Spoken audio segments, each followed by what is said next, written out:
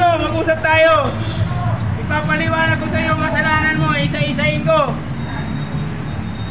Halika dito. Halika. Isa-isahin ko yung mga kasalanan mo sa kalsada.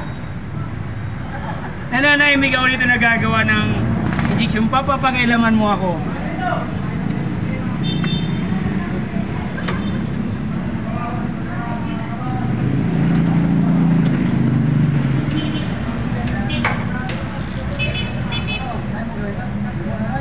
Ha? Oo.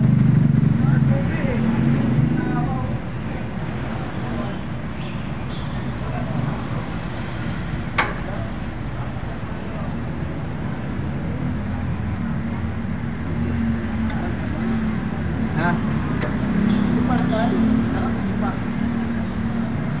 Kali siya. Hoy! Para punasan mo yan, hindi ka man niya natanggalon. Batik ka sip-sip. Hindi mo na kaya po mong sip-sip sa operator mo. Hindi ka niya tanggalon.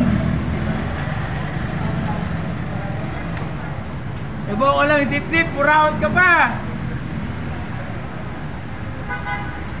Ano, makulog? Hindi na makulog ang katotohanan.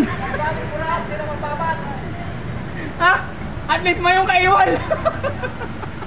Oo. Di ba rin manggot ang pasayro sa kuya sa mababad? At least tayo nang buburaot. Nakakatakot ang pasayro, manggot sa'yo mo. Dahil ka naman ipigagawa sa muwa. Oo, pinapabaya ko sa imong muwa. Dahil na ako nagumuwa. Ang napado sa pasayro, ang talo ng pasayro mo muna. Dahil mo harap naksakot ka sa likod. Ang mga pasayro, nakakaintindihan. Ang driver, tulad mo. Grabe pang F1.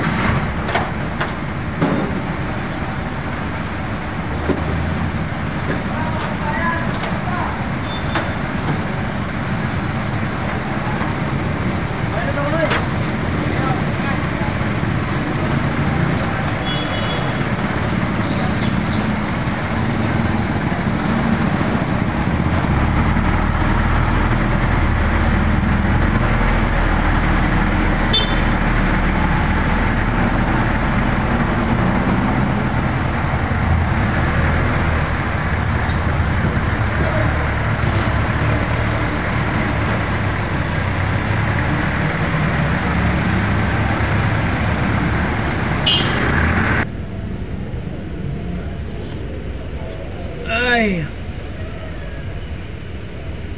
So ayun guys,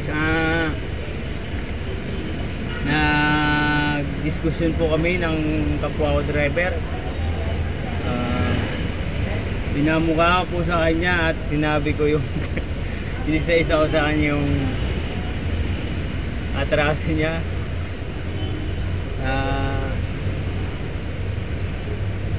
Sinabi ko sa kanya na isa kang buraot. Hindi ka marunong lumaban ng patas.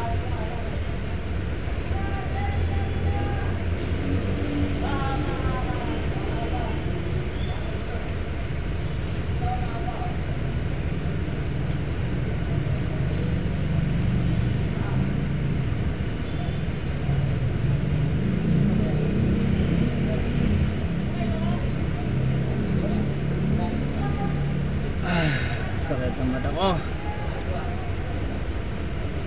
Napakatumag ngayong araw sa biyahe. May mga nakikita akong bandera ng ibang bansa ng ating Pilipinas. Hindi ko alam kung holiday ba o ano kaya ibig sabihin nun. Kasi napakatumal ang biyahe.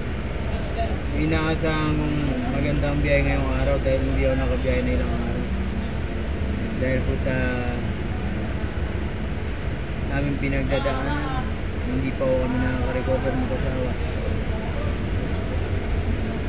kapag wala ng aming bunsong anak. Napakasakit po.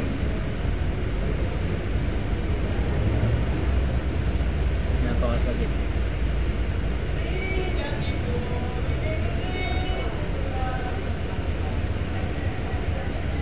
Hindi ko madaling tanggapin para mawala ng